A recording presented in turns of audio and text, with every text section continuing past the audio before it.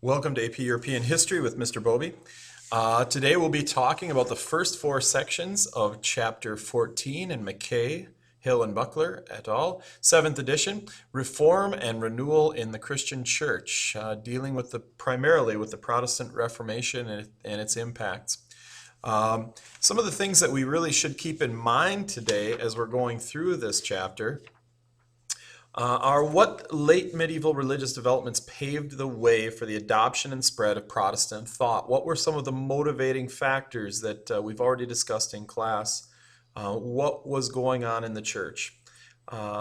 Two, why did the strictly theological ideas of Martin Luther trigger political, social, and economic reactions? And this is a very, very important part of um,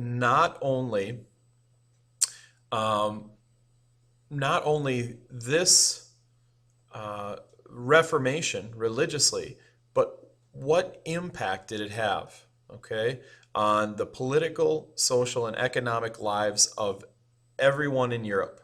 Okay, what are the consequences?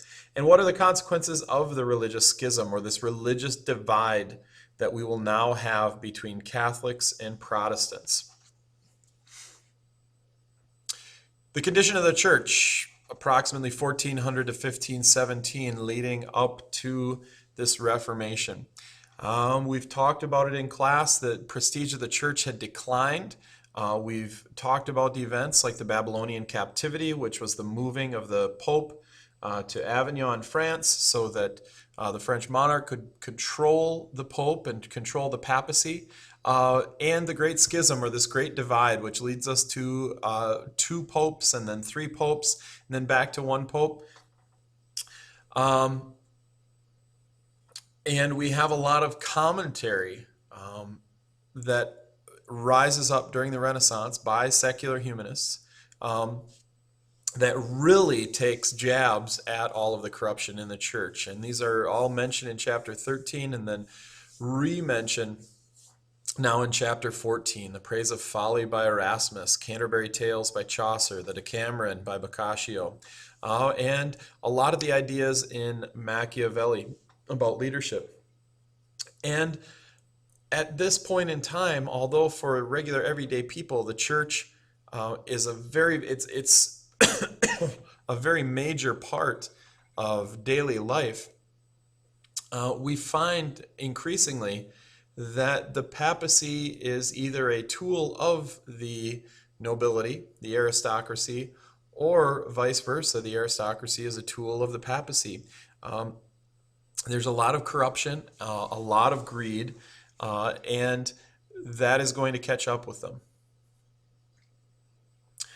Taking a look at religious life, when we focus in on local or village life, this is where most religious life took place for people of the time.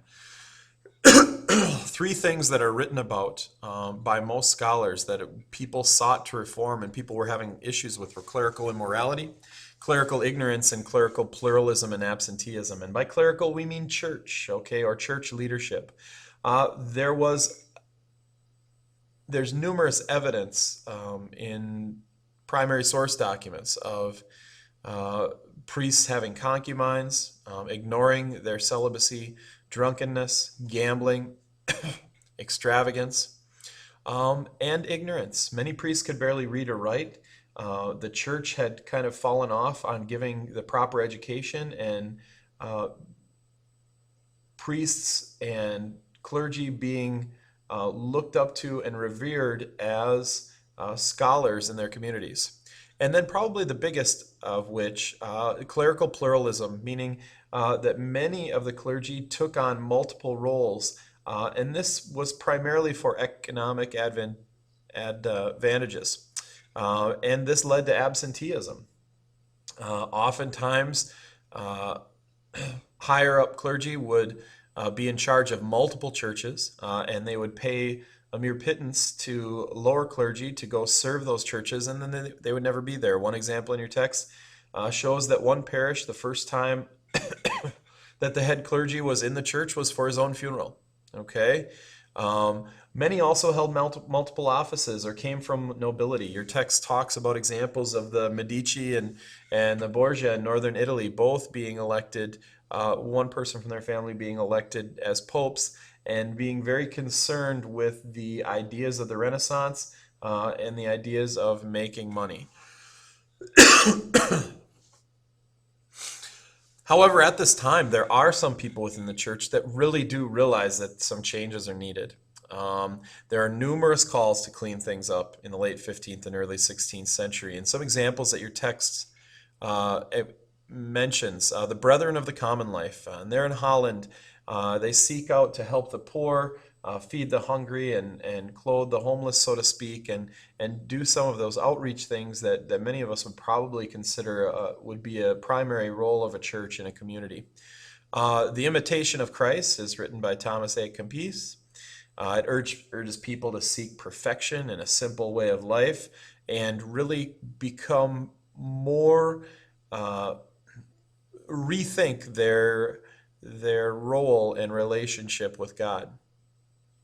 And then finally, the Lateran Council. It's an ecumenical or a church council summoned by Pope Julius looking to reform, set higher educational standards and higher standards of accountability for clergy overall. All of these are great things. It moves the Catholic Church in the right direction. But unfortunately, we're going to see the tide turning here. And that tide turns with a man named Martin Luther. And Martin Luther is one of many, but the most notable perhaps, to lead the Protestant Revolution. He's the son of a middle working class miner. He becomes an ordained priest and eventually a professor of theology in Wittenberg. And he struggles throughout his life with the role of Catholicism, even though he's a Catholic monk. And one of the biggest things when he writes his famous 95 Theses is this idea of indulgences. And indulgences are something that were created by the Catholic Church primarily to earn money for the papacy.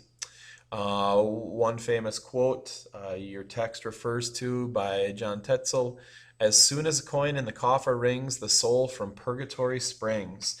This idea was really a big scare tactic, and it was used to manipulate common everyday people. The pieces of paper that you could purchase that could either buy your way into heaven or atone for the sins of others who had already passed and maybe in purgatory. And Luther felt that this was wrong. His idea of salvation was by faith alone. And this was something that he contemplated throughout his life. But it was really a monumental inquiry. It's not necessarily, as folklore suggests, nailed the 95 Theses to the door, but with the help of the printing press, his ideas are spread throughout Europe. He criticizes papal wealth, and he's seen as really questioning the authority of the Pope, and he's bordering on heresy. Finally, the Diet of Worms in 1521, Charles V, the Holy Roman Emperor, orders Luther to recant.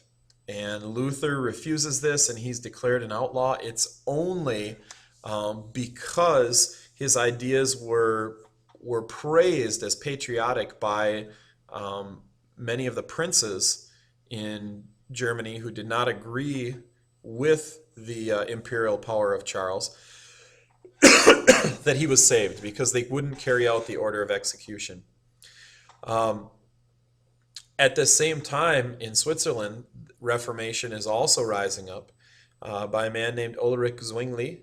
Okay, he believes in the supremacy of the Scripture, and he has followed the eloquence and communication of Luther to a T. The Confession of Augsburg is Luther's work outlining the ideas of the Protestant movement. And those ideas there are four big ideas that he issues: that salvation comes through faith alone, authority is held in the Bible and not in any church leaders, especially the Pope. The church is an entire community of believers. It's not a building, it's not just the clergy or church leaders, and all work is sacred, okay? Even secular work, not just the work of the church.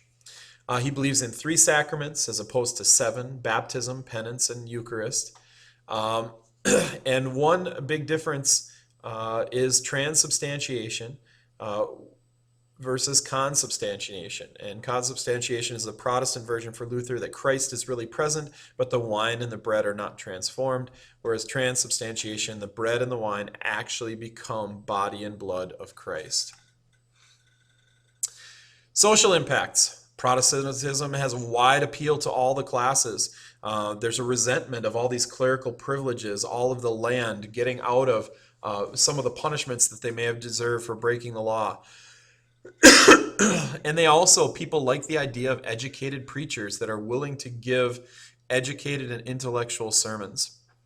Another social impact are the peasant revolts. The peasants throughout Europe use these writings articulated by Luther to justify revolts. Ironically, Luther condemns the revolts and asks the nobility to squash them.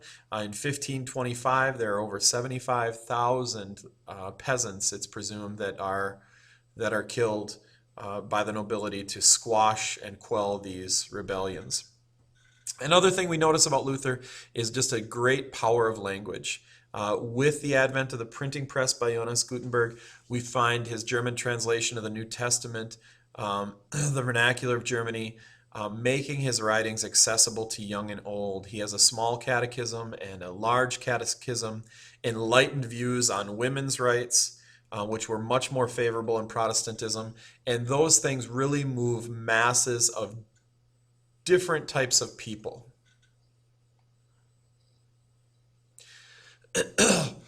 What about Germany? Germany, like Italy, lacks a strong central power. The Golden Bull was an agreement in 1356 of government by federation, and there are 7 electors. You can refer to the maps in your textbook. And Germany has no strong central power, and it's really not until the Habsburgs of Austria join with the Burgundians of France by marriage in 1477. Their son Philip unites the Habsburgs with Spain via Joanna of Castile, the daughter of Ferdinand and Isabella, and Charles V, their son, becomes this new Holy Roman Emperor. He inherits a vast empire in Europe and overseas, but throughout much of his reign, he doesn't pay very much attention to Germany. Germany's kind of on the back burner compared to Spain and France and his overseas wealth in the Americas that is bringing in a tremendous amount of goods. Luther's translation of the New Testament ends and the Reformation movement stir national pride. His outspoken decree against the papacy gained support of numerous princes who primarily saw the move as politically advantageous. And this was in direct conflict with Charles, who was adamantly Catholic and much more focused, as I mentioned, on other parts of his realm. And this spurs a series of wars in the early to mid 16th century, the Habsburg-Valois Wars, between the Germans and the French, and it advances the causes of Protestantism. Okay, here's the dichotomy. It advances the causes of Protestantism, but it further fragments Germany because Charles is adamantly Catholic. He's unwilling to relent. He's fighting over Burgundy, which is constantly being fought over. The French feel they have a claim to this. So he's ignoring a lot of Germany. The princes in Germany see this as a reason that they can overthrow, and they are constantly fighting with him, and they are helped actually by the Catholic French. And this is a big mess. Germany takes a few steps back politically, and this comes to a conclusion with the Peace of Augsburg, where Charles V relents and officially recognizes Lutheranism. However, Germany, as a result of the Protestant Reformation, is even more fragmented than before.